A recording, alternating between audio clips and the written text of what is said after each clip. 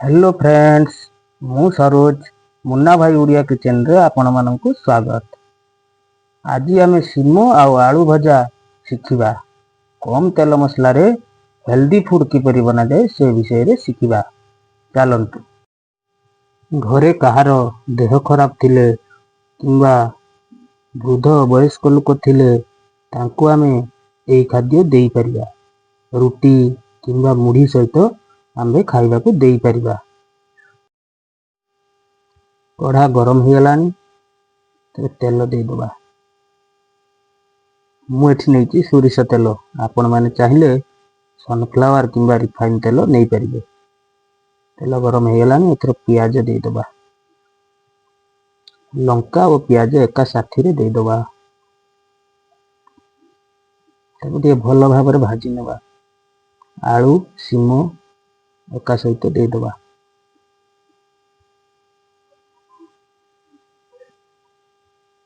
तापर स्वाद अनुसार लुण, हलदी गुंड,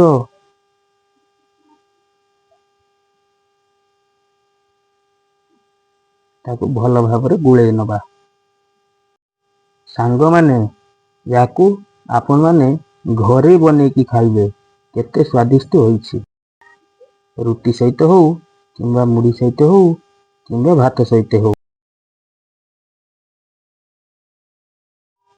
ढांकुंटी बारंबार काढ़ी बेले नेखा देखि नौथिबे, नहेले तळु लागि जिबार संभावना अछि।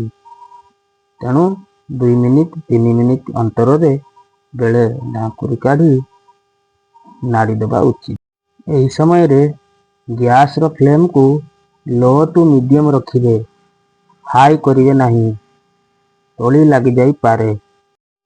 घरे केही वयस्क लोक थिले जेमिति कि जेजेमा जेजेबापा तांकु मध्य देई पारिबे, काहेकि ना कम तेल मसला रे तैयारी खाद्य। वयस्क लोक माने बेसी तेल मसला खाद्य हजम करि पारंती ना।